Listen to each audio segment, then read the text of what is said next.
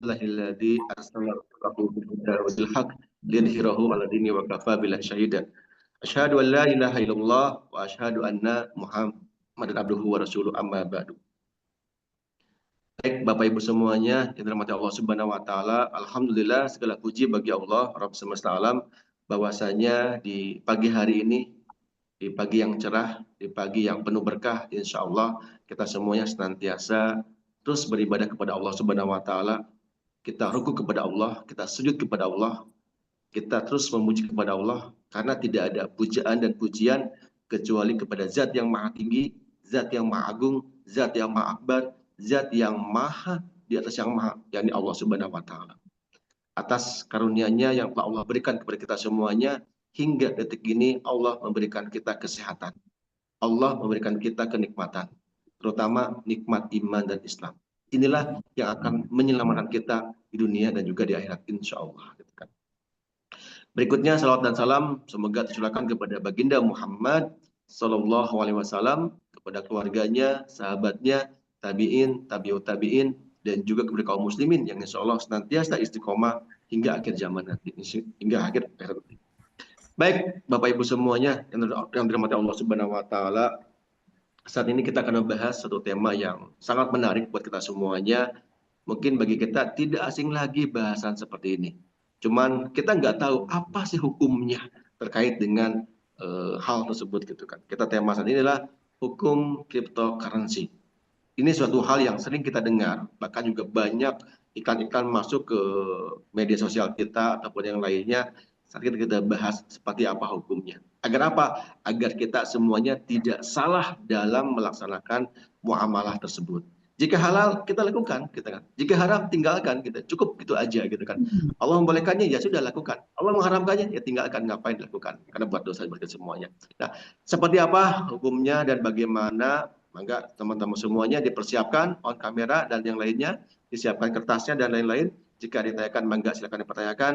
Mudah-mudahan kita semua mendapatkan keberkahan dari guru kita ini, insya Allah. Tafadhal guru, Terima silakan. kasih. Assalamualaikum warahmatullahi wabarakatuh. Waalaikumsalam warahmatullahi wabarakatuh. Waalaikumsalam warahmatullahi wabarakatuh. Alhamdulillahirabbil alamin. Salatu wassalamu ala asyrafil anbiya'i wal mursalin. Sayyidina wa maulana Muhammadin wa ala alihi wa sahbihi ajma'in. Amma ba'd. Bapak Ibu dan saudara-saudara sekalian yang dirahmati Allah, alhamdulillah kita bisa dipertemukan kembali oleh Allah Subhanahu wa taala untuk kajian Jumat yang penuh berkah ini, yaitu kajian fikih muamalah atau kajian bisnis syariah. Tadi sudah disampaikan, hari ini kita akan bahas hukum cryptocurrency. Dan salah satu cryptocurrency yang cukup terkenal, mungkin pelopor, yaitu Bitcoin ya. Kita langsung masuk ke materi.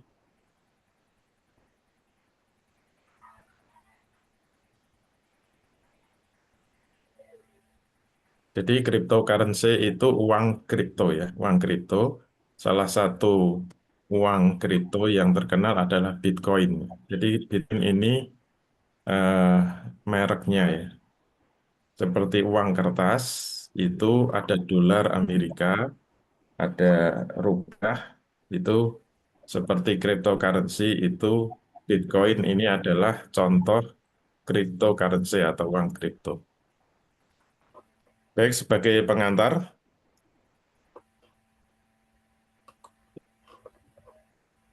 di tengah masyarakat saat ini telah berkembang dengan cepat, yaitu jual beli cryptocurrency.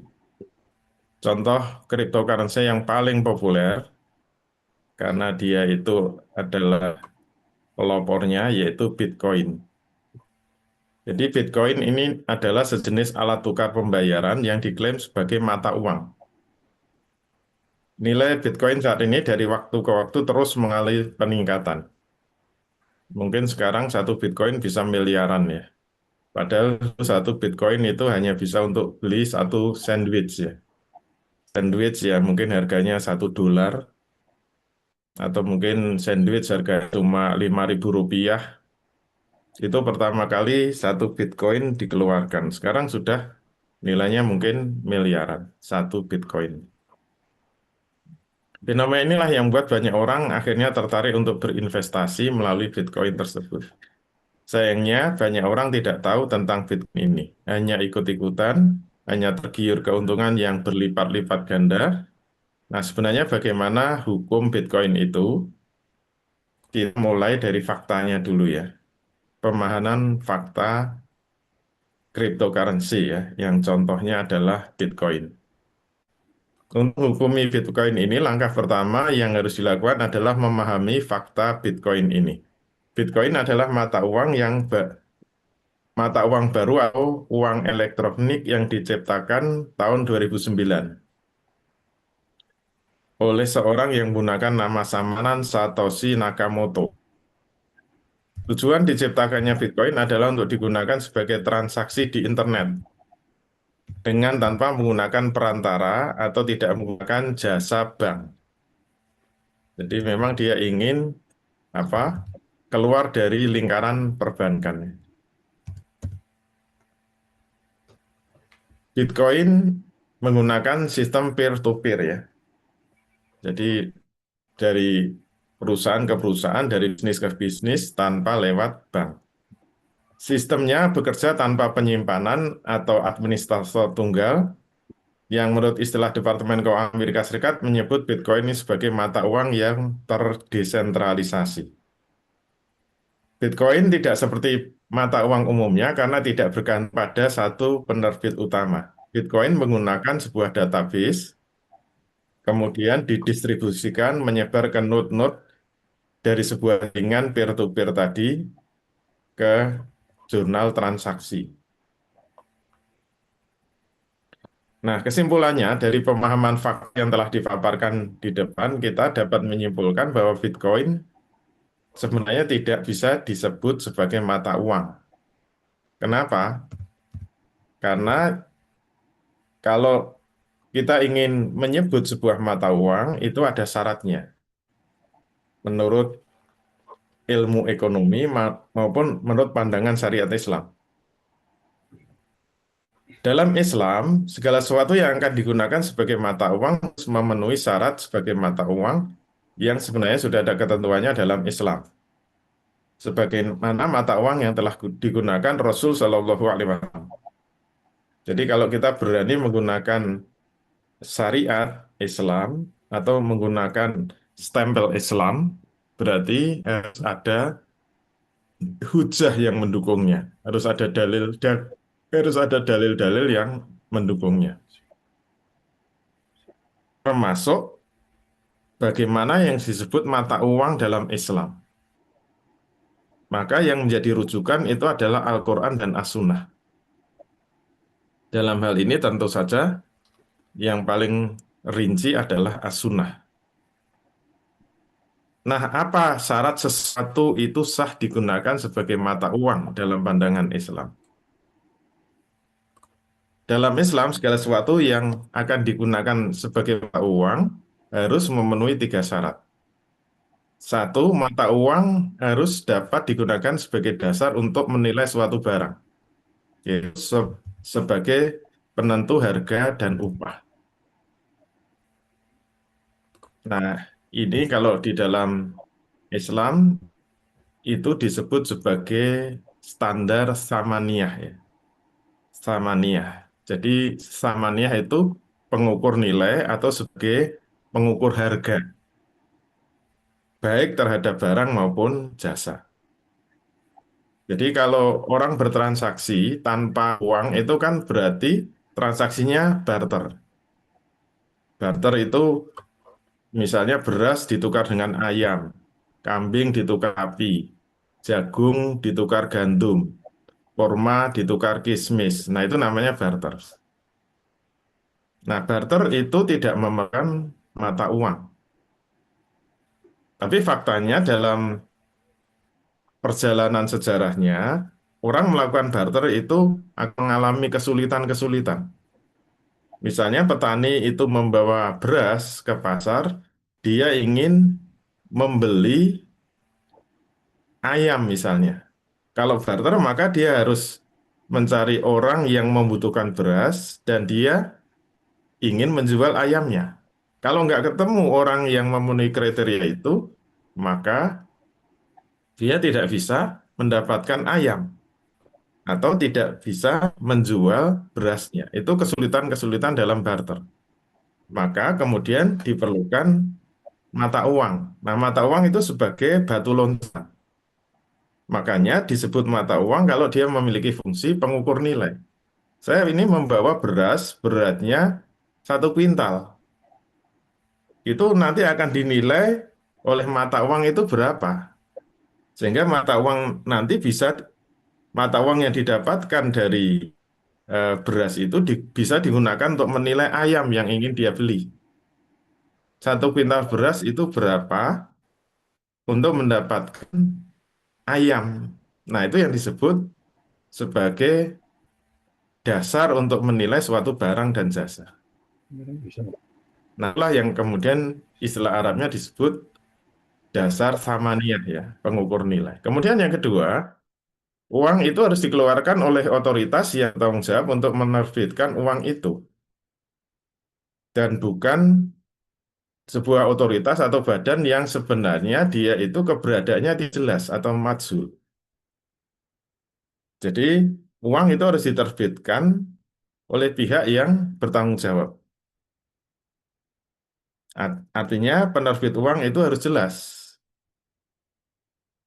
Apalagi yang berlaku sekarang itu uang kertas ya. Karena uang kertas itu tidak memiliki nilai intrinsik, tapi memiliki kekuatan untuk menjadi alat tukar. Maka harus ada otoritas yang bertanggung jawab terhadap kekuatan nilai dari mata uang kertas itu. Kalau tidak diketahui siapa penerbitnya, maka disebut majhul atau tidak jelas. Yang ketiga, mata uang itu harus tersebar luas dan mudah diakses oleh masyarakat luas dan tidak eksklusif untuk kelompok orang tertentu saja. Ini yang disebut aspek nukudiyah ya. Nukudiyah itu sebagai alat tukar. Jadi yang paling penting di dalam Islam, yang nanti kalau di dalam kajian-kajian mata uang Islam itu disebut ilat mata uang ya, ilat mata uang. Jadi emas dan perak yang dulu digunakan oleh Rasul sebagai transaksi itu memiliki ilat, yaitu samaniyah dan nukudiyah tadi. Samaniyah berarti bisa mengukur nilai, kalau nukudiyah bisa menjadi alat tukar. Kalau dia berfungsi sebagai alat tukar, maka harus bersifat inklusif, bersifat terbuka, tersebar luas. Yang namanya alat tukar atau nukudiyah itu bisa digunakan bertransaksi di mana saja, kapan saja, siapa saja. Tidak boleh eksklusif. Jadi kalau mata uang itu eksklusif, maka tidak memenuhi syarat untuk menjadi mata uang. Contoh mata uang yang eksklusif itu kalau kita main misalnya di game zone ya, mainan anak-anak ya. Kalau ingin main di semua game-game yang ada, apakah main tembakan, atau main kuda-kudaan atau balap motor, balap mobil, itu semuanya harus menggunakan mata uang yang ada di game zone itu. Tapi mata uang di game zone itu hanya berlaku eksklusif untuk digunakan di area itu. Kalau dibawa keluar sudah nggak bisa. Maka koin-koin yang digunakan di game zone itu tidak layak disebut mata uang karena bersifat eksklusif. Nah, saat mata uang itu layak disebut mata uang harus inklusif. Bisa digunakan belanja di area game zone, bisa digunakan di luar area game zone. Jadi itu 3 syarat disebut mata uang, harus bisa mengukur nilai, harus menjadi alat tukar secara terbuka, dan mata uang itu diterbitkan oleh pihak otoritas yang jelas, tidak majhul. Nah, dari syarat-syarat mata uang yang ada dalam Islam itu, maka kita bisa menyimpulkan Bitcoin itu tidak memenuhi syarat ketiga-tiganya. Satu, Bitcoin itu tidak dapat dijadikan sebagai dasar menilai barang dan jasa, yaitu sebagai penentu harga dan upah. Kemudian yang kedua, Bitcoin tidak dikeluarkan oleh otoritas yang bertanggung jawab. Penerbitnya nggak jelas. Siapa? Majhul. Nomor tiga, Bitcoin tidak tersebar luas dan mudah diakses. Tidak bisa bersifat inklusif, tidak bersifat terbuka.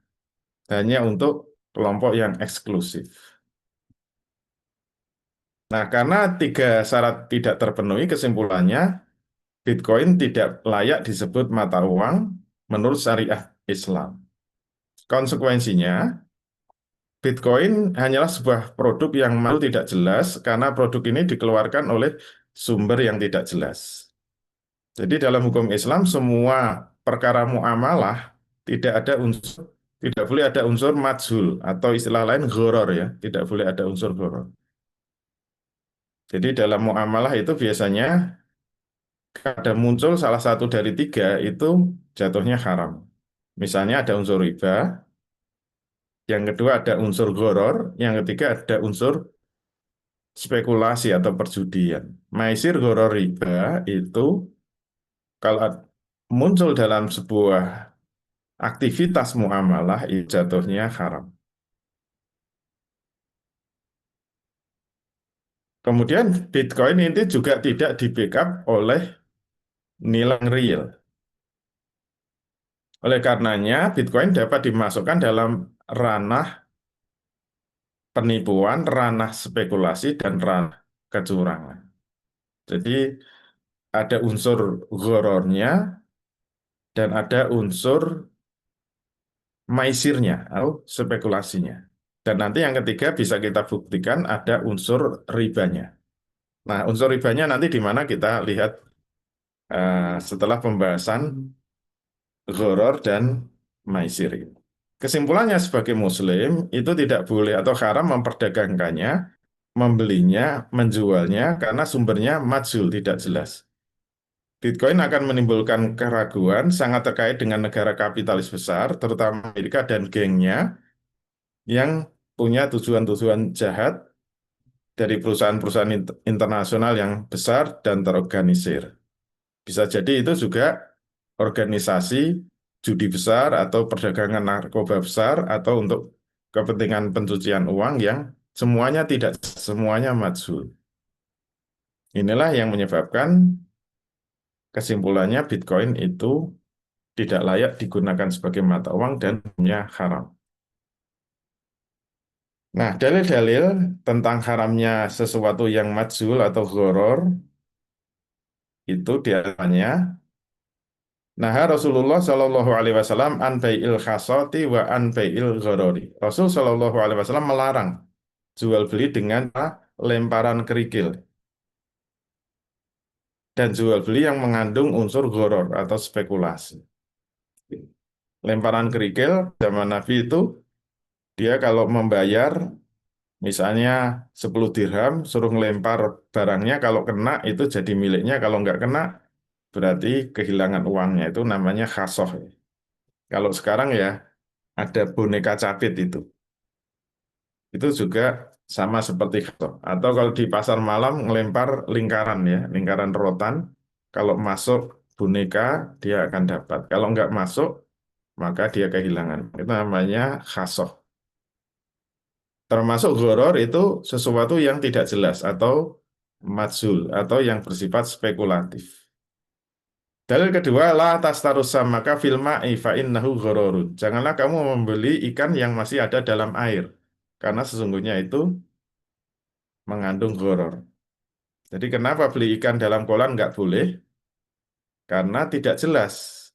Ikannya nggak kelihatan. Ini ikannya banyak apa sedikit itu namanya spekulasi atau gharar. Dalil ketiga, anna Nabiya sallallahu alaihi wasallam naha an bai'il samri hatta yabdu sahuru. Sesungguhnya Nabi Shallallahu Alaihi Wasallam melarang jual beli buah yang masih hijau, namanya ijon, sampai nampak kematangannya, sampai nampak kematangannya atau sudah menguning ya, atau memerah. Kalau masih hijau itu ada unsur gharar atau spekulasi. Karena ketika dia beli masih hijau, kelihatan banyak. Nanti kalau ngambilnya setelah panen, ada kemungkinan banyak yang rontok ya. Itu gharar. Jadi kalau ada unsur gharar, spekulasi, atau unsur tidak jelas atau majhul, itu dilarang atau diharamkan oleh Rasul Shallallahu Alaihi Wasallam. Terus kait dengan riba apa? Kalau dipaksakan jadi uang, ini akan memunculkan riba.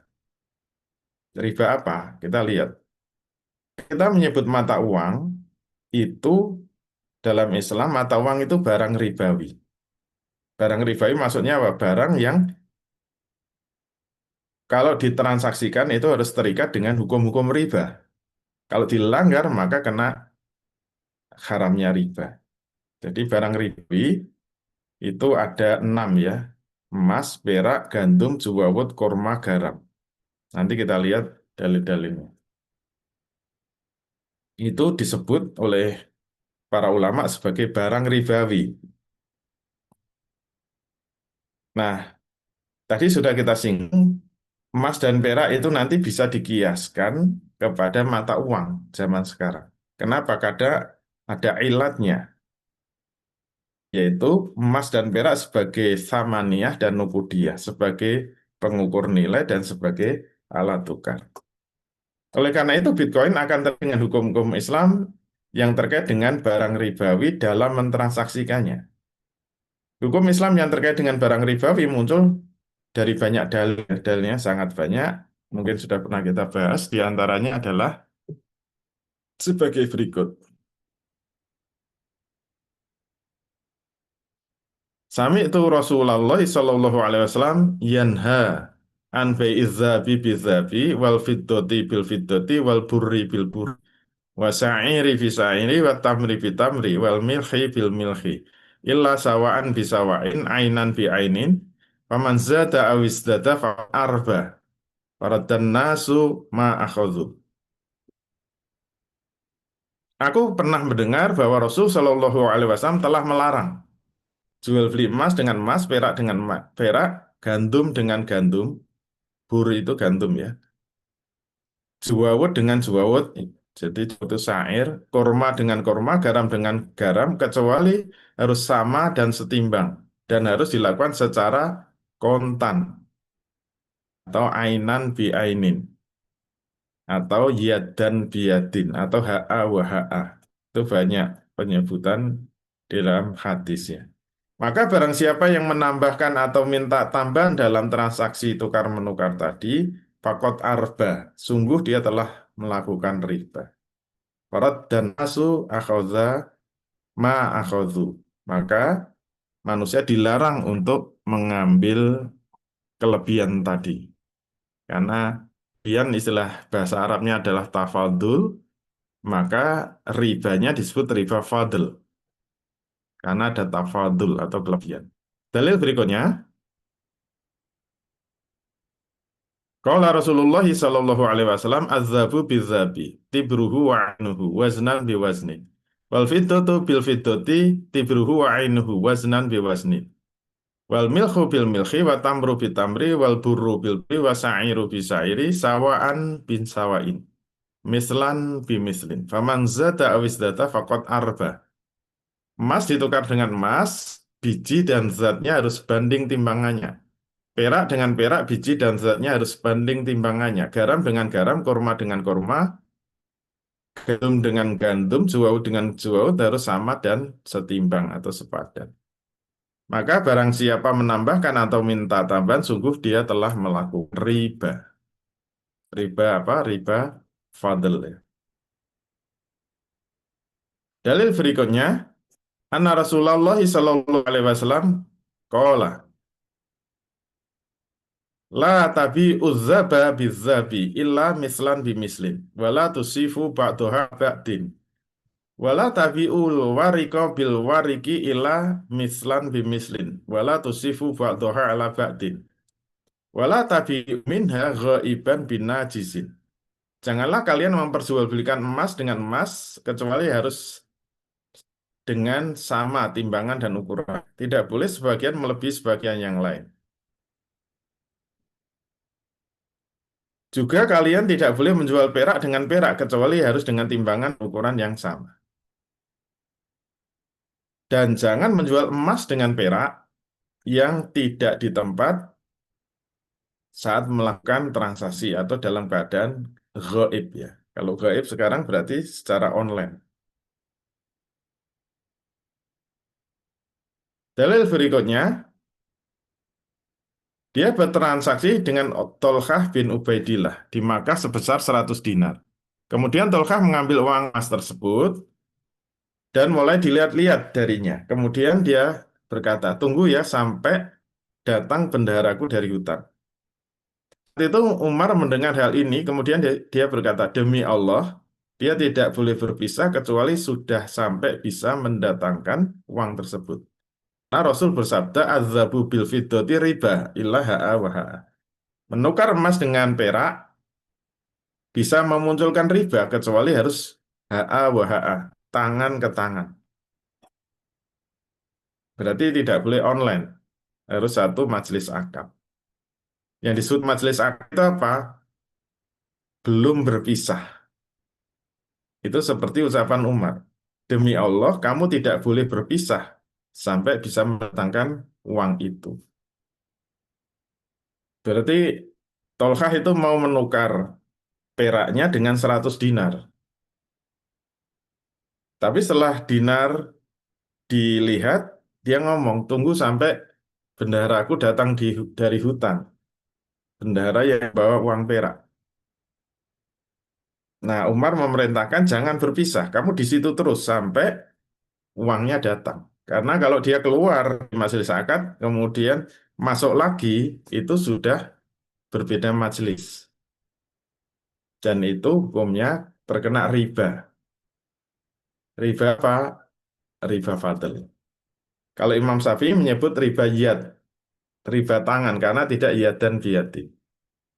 Dalil berikutnya, bi uzzaba bil fiddati kaifasi tum yad dan biyadin. Jualah emas sesuka kalian dengan syarat harus yad dan biyadin.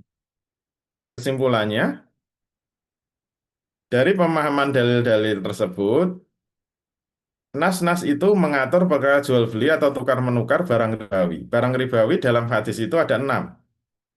1 emas, 2 perak, 3 gandum, juwawut, kurma, garam.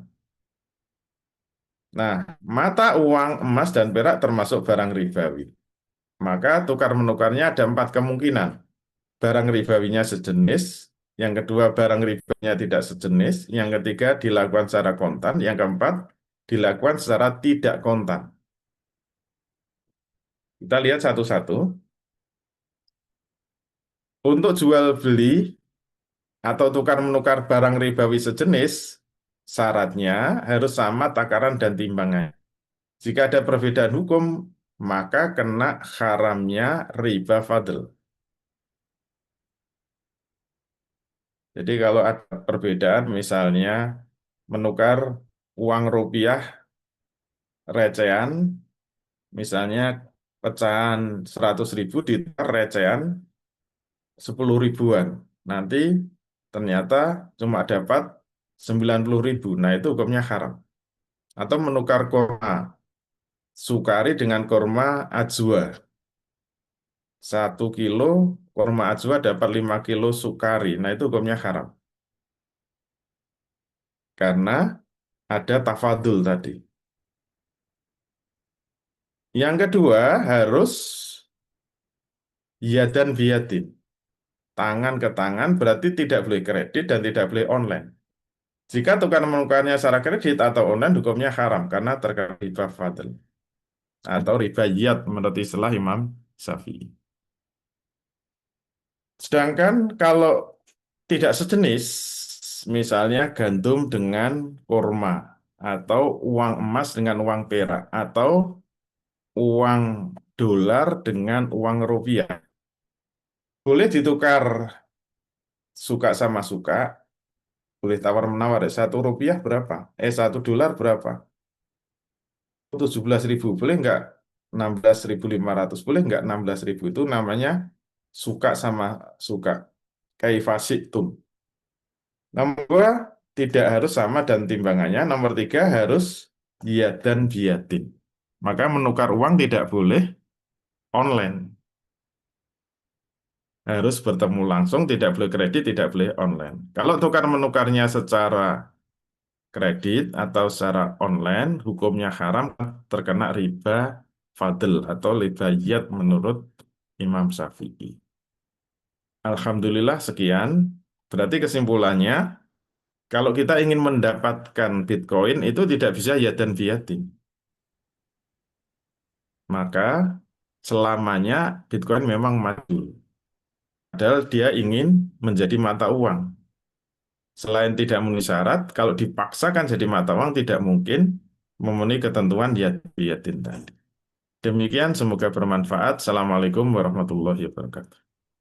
Waalaikumsalam warahmatullahi wabarakatuh. Syukran jazakallah khairan. Gurunda, mudah-mudahan ilmunya berkah insyaallah. Baik, teman-teman semuanya, rekan-rekan yang dirahmati Allah Subhanahu wa taala, Bapak Ibu semuanya, mangga silakan jika ada yang ingin ditanyakan terkait dengan hukum cryptocurrency ini dan juga terkait dengan Bitcoin, mangga silakan ketikkan di kolom chat agar kita semua bisa memahami lebih dalam lagi seperti apa yang namanya hukum tersebut. Ya, baik Ustaz, sebelum masuk ke arah pertanyaan yang lain, ada satu pertanyaan juga dari kami di saya pribadi. Saat ini kan Ustaz lebih marak juga ya terkait dengan namanya uang digital, gitu kan. Nah, kalau perbedaannya Bitcoin dengan uang digital bagaimana Ustaz? Minum dulu. Teman-teman silakan. Iya, sebenarnya uang digital itu kan asalnya tetap rupiah ya. Asalnya itu rupiah. Jadi rupiah itu secara fisik juga maklum, jelas, dan otoritas yang menerbitkan juga maklum, jelas, tidak matsul. Nah, kemudian uang yang dalam bentuk fisik ini kita belikan kartu yang bisa diisi dengan uang digital. Nah, berarti kan sebenarnya eh, ini seperti kita itu nabung di bank,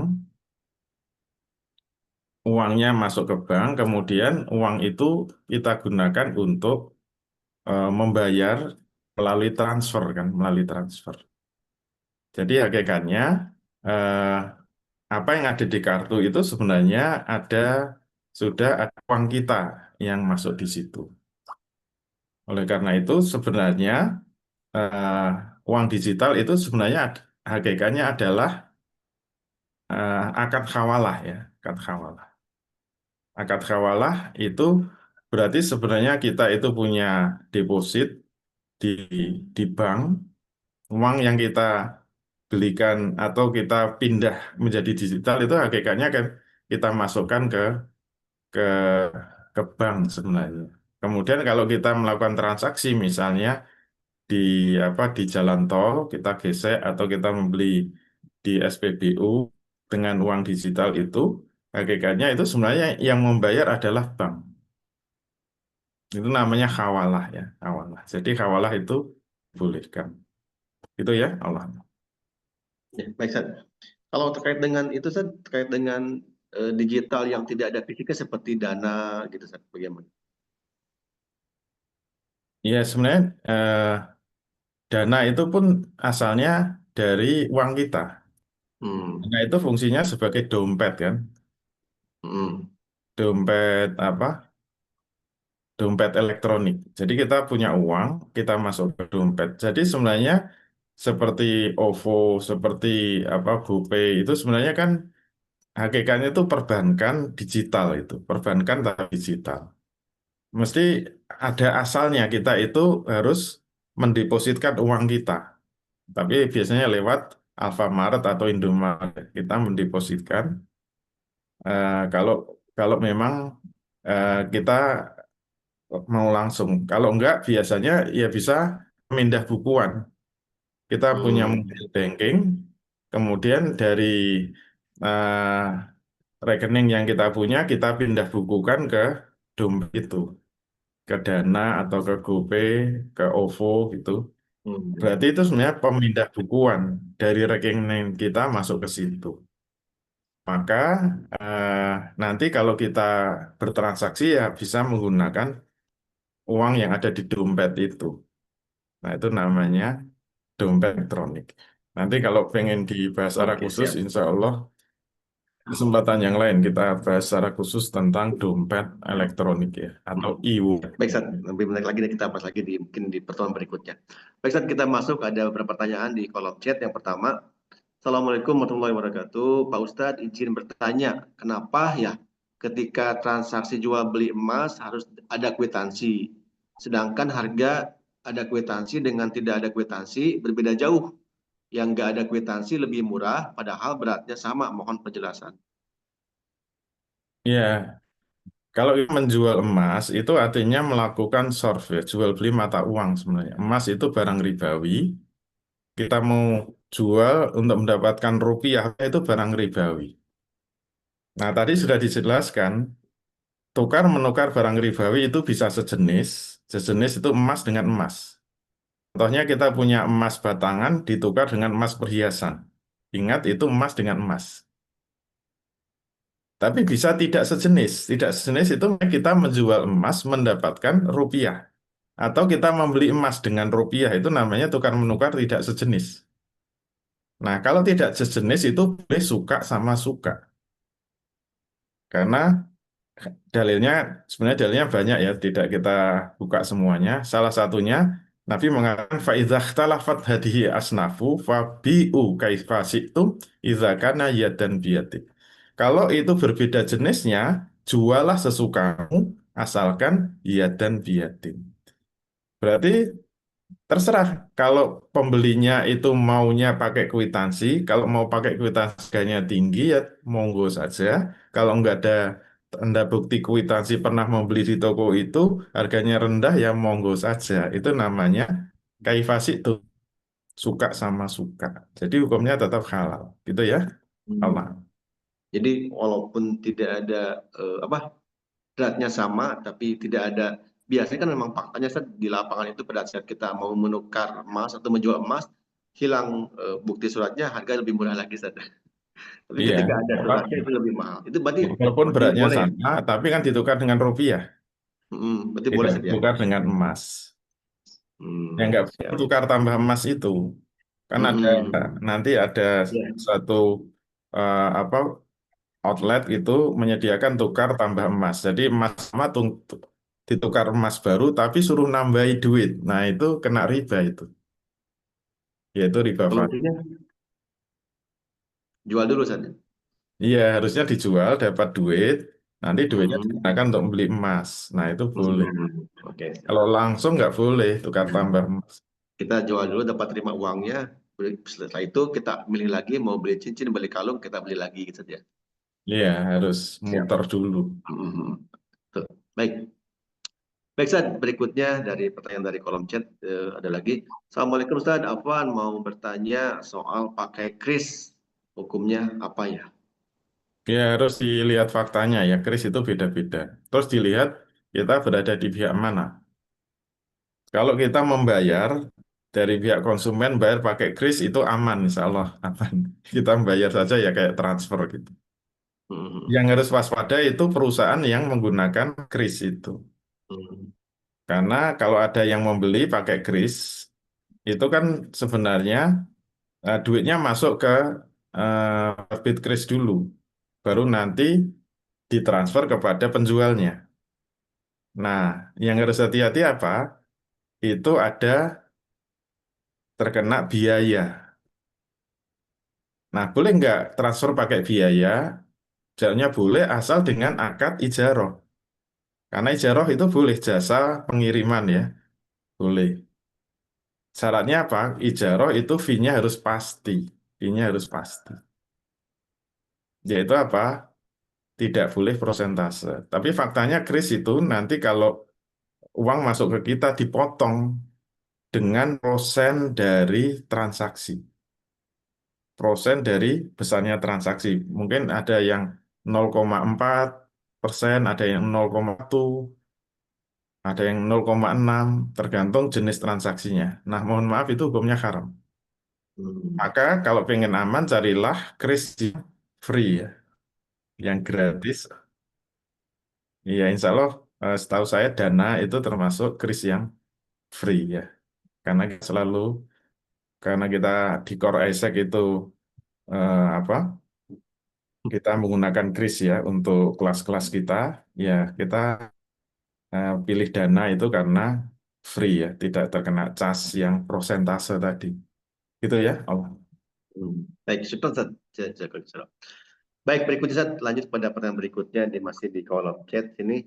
Assalamualaikum Ustaz, saya mengatakan Bitcoin adalah produk Dajjal. Apakah haram juga hukumnya saham?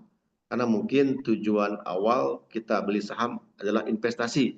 Mohon pencerahannya Pak Ustadz. Terima kasih semuanya. Ya, saham itu sudah sering kita bahas ya. Saham itu sebenarnya tanda bukti penyertaan modal.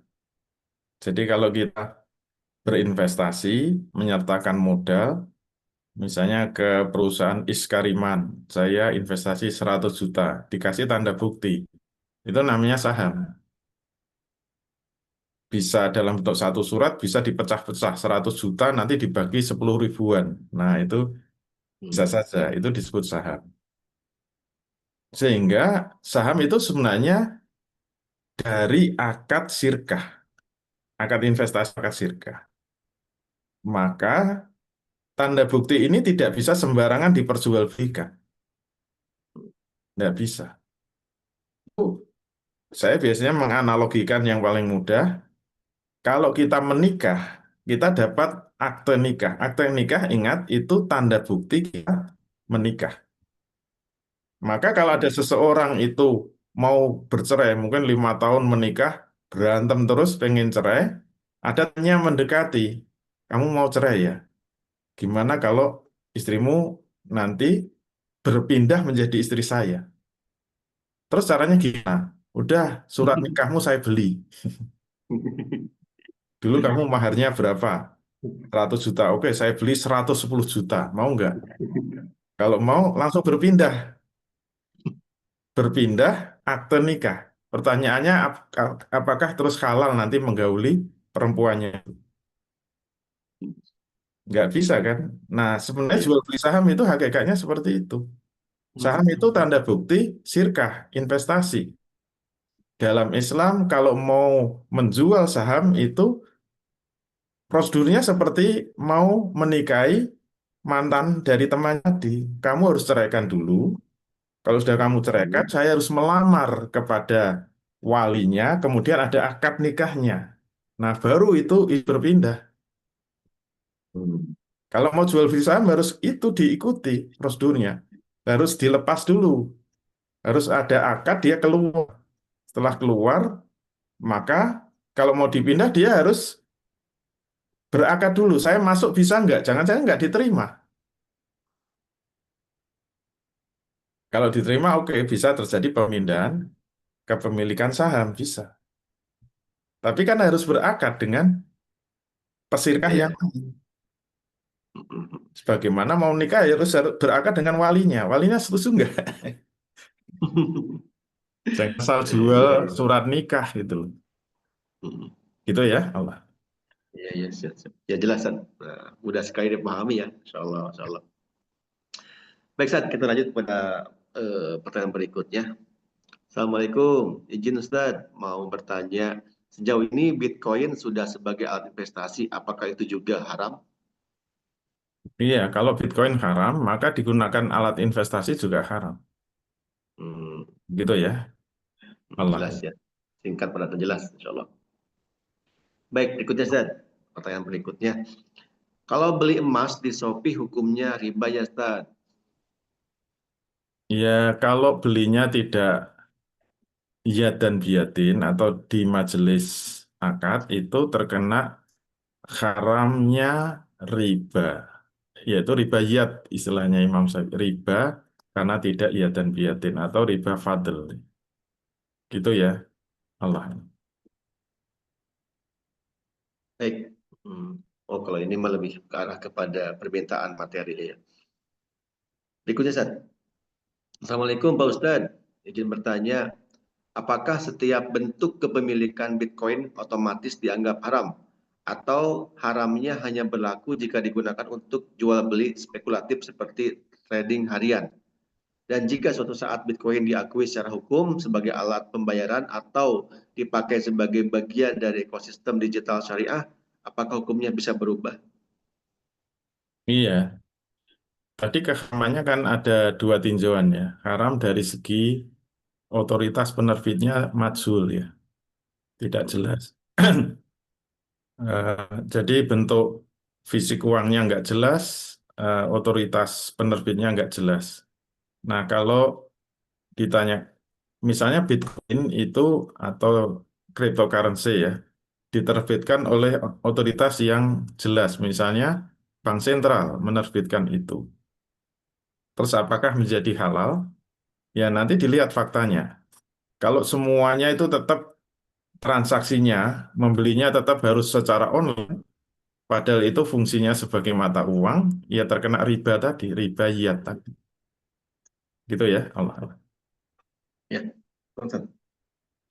Baik, berikutnya di sini ada pertanyaan adalah, Assalamualaikum Ustaz, izin bertanya, Ustaz, nilai tukar menukar mengenai ribawi contoh emas, apabila nilai emas yang digunakan dalam transaksi itu rusak, tidak akan hilang nilainya atau tetap nilainya. Bagaimana untuk rupiah ketika rusak dan tidak bisa digunakan atau hilang nilainya? Iya, jadi kalau emas, emas itu punya nilai intrinsik kan. Kalau rusak, ya tinggal ditimbang saja. Makanya perintah Nabi kalau mau zaman Nabi dulu ya, karena Nabi punya negara dan beliau sebagai kepala negara tidak pernah menerbitkan mata uang sendiri. Jadi Nabi menggunakan mata uang dinar dari Romawi dan menggunakan dirham dari Persia. Tapi perintah Nabi timbang dulu, karena ada kemungkinan rusak atau sudah tergerus gitu loh. Jadi timbang dulu, walaupun tulisannya 1 dinar, timbang dulu. 1 dinar itu 4/4 gram. Bisa saja ternyata cuma 4 gram, padahal tulisannya 1 dinar.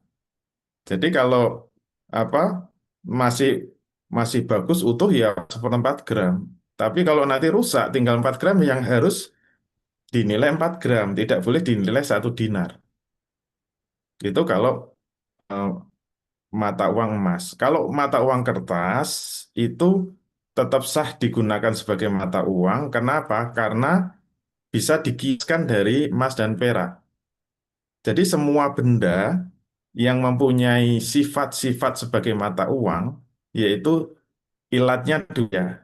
Ada ilat samaniyah dan ada ilat nukudiyah, maka itu dalam pandangan Islam sah digunakan mata uang. Walaupun tidak emas dan perak. Misalnya koin tembaga.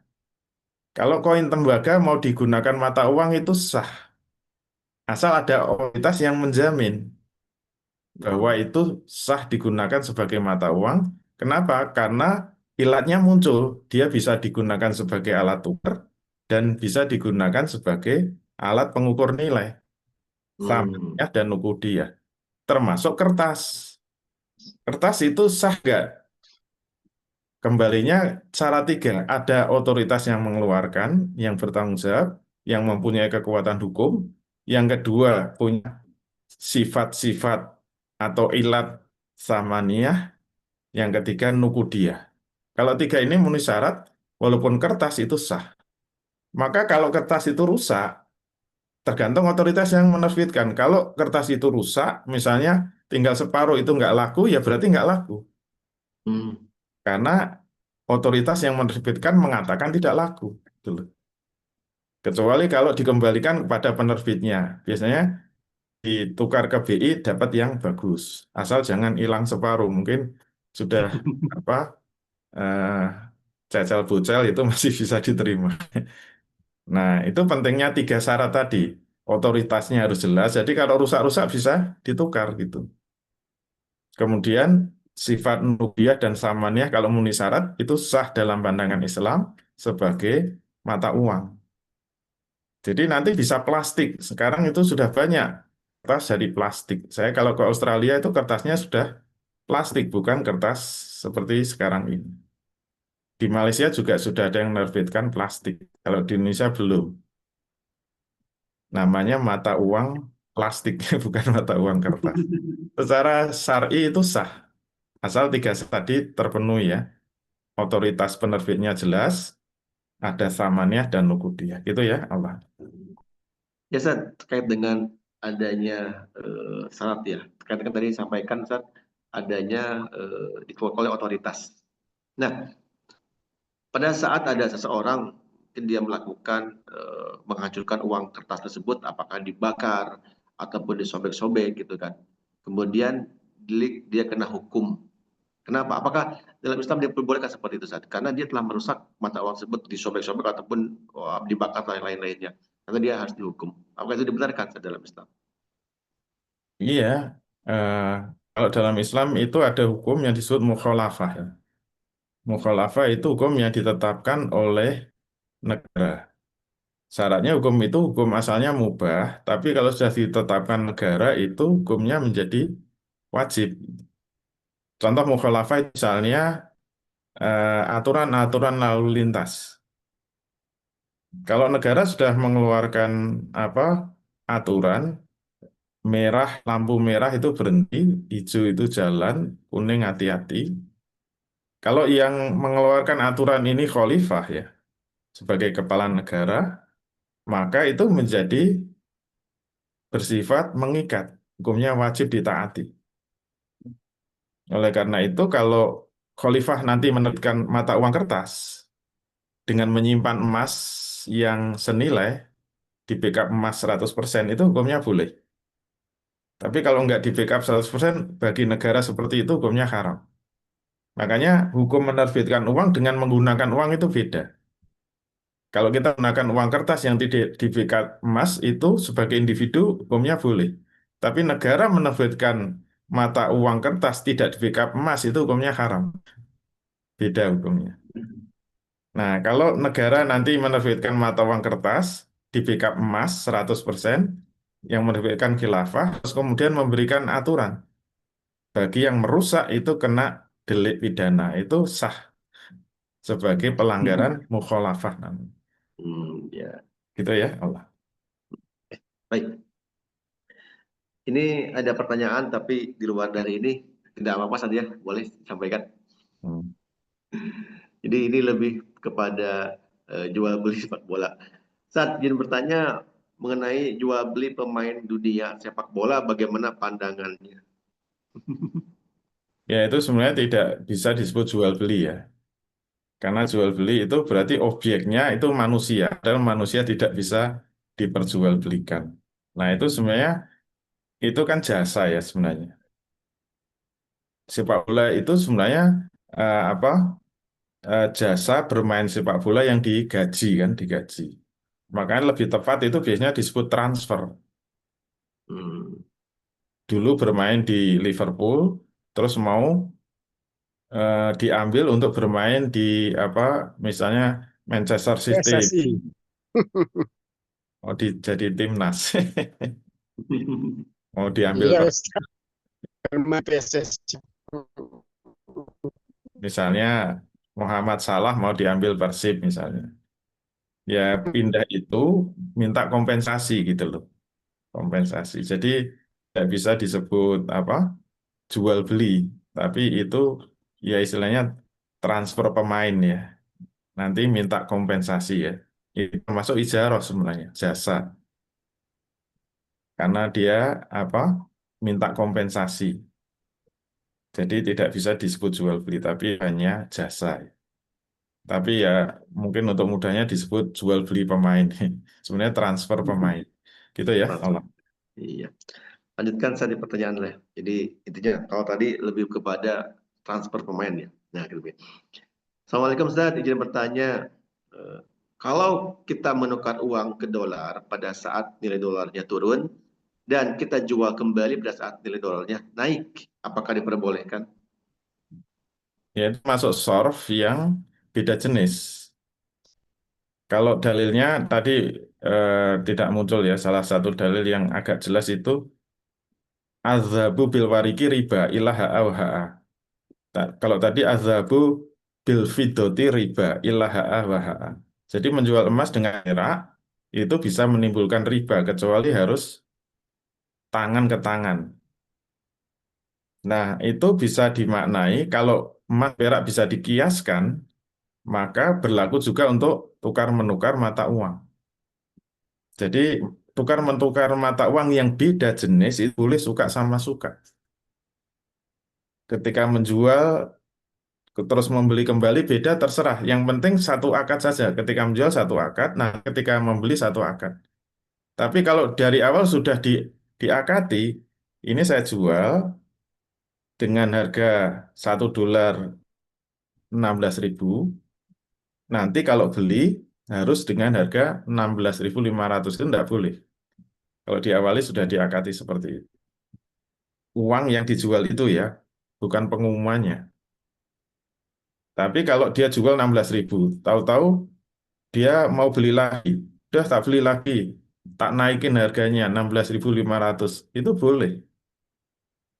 Asalkan semuanya satu akad tidak dikaitkan dengan yang lain. Tetap keumuman dalilnya tadi, wa idza ikhtalafat hadhihi asnafu fabi'u kaifa syi'tum idza kana dan biyatin. Kalau kamu menukar yang tidak sejenis, dibolehkan sesukamu. Boleh suka sama suka, mau kursnya berapa terserah. Asalkan lihat dan biatin. Gitu ya, Allah. Hmm. Kalau jual beli seperti ini boleh tidak saat pada saat kalau beli ke bank dolarnya 17.000, kemudian di bank tuh udah habis, nggak ada lagi stoknya. Kemudian ada di individu, boleh beli tapi harganya 20.000. Perbolehkan nggak? Sat? Ya boleh aja. Boleh ya, walaupun Asalkan, tidak mengikuti dunia ya, iya, asalkan suka sama suka. bukan sama Sebenarnya suka kalau ya. negara itu mematok kurs, itu malah haram hukumnya. Hmm, Itu namanya tas'ir. Tas'ir itu tidak boleh. Haram. hmm, Berarti ya individu mau menukar dengan harga berapa terserah. Asalkan suka sama suka dan tidak ada unsur ghaben fakhisi. Kalau hmm, itu baikkan dengan harga yang sangat tinggi eh, itu namanya menjual dengan sangat keji. Itu nggak boleh. hmm. Ghaben fakhisi. Gitu ya. Allah. Baik, kita lanjut lagi Ustaz. Ini reksadana pasar uang syariah bagaimana hukumnya Ustaz? Ya, syariah itu kan tanda petik saja. Karena yang disebut saham syariah atau reksadana syariah itu hanya daftar listing perusahaan-perusahaan yang dianggap tidak memproduksi barang dan jasa yang haram. Itu di list. Maka kalau kita mau beli saham atau reksadana dari perusahaan itu yang masuk list syariah tadi itu dianggap halal. Padahal kita menghukumi muamalah tidak hanya produknya halal, tapi juga transaksinya benar apa enggak.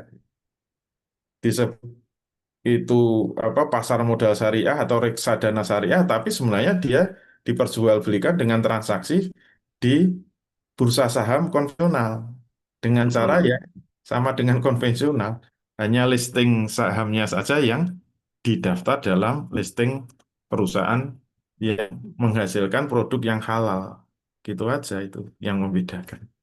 Gitu ya. hmm. Iya. Baik, Ustaz, pertanyaan masih berlanjut terus. Insya Allah berikutnya di sini ada pertanyaan, bagaimana kalau memakai pay later? Ya, pay letter kan sudah jelas ada bunganya. Kalau nggak ada bunga boleh. Kalau ada bunganya yaitu riba ya, haram hukum. Ya, lanjutkan berikutnya terkait dengan deposit.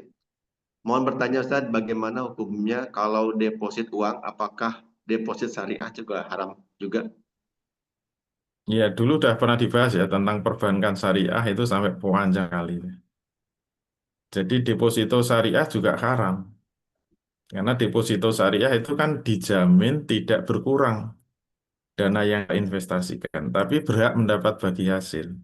Kalau kita mendepositkan uang atau meminjamkan uang, tapi maunya kembalinya harus sama, tidak boleh berkurang, itu namanya utang piutang, bukan investasi, bukan sirkah itu. Kalau minta jaminan harus sama, tapi minta bagi hasil, bagiannya jadi riba. Itu yang terjadi di bank syariah.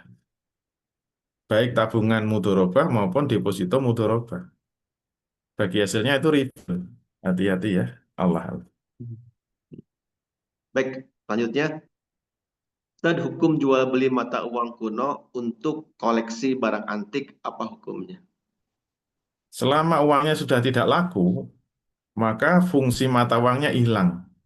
Sehingga itu berubah menjadi barang biasa, komoditas biasa.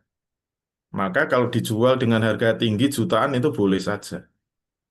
Misalnya ketemu uang sen, 1 sen itu dibeli 25 juta, ya boleh saja. Syaratnya apa?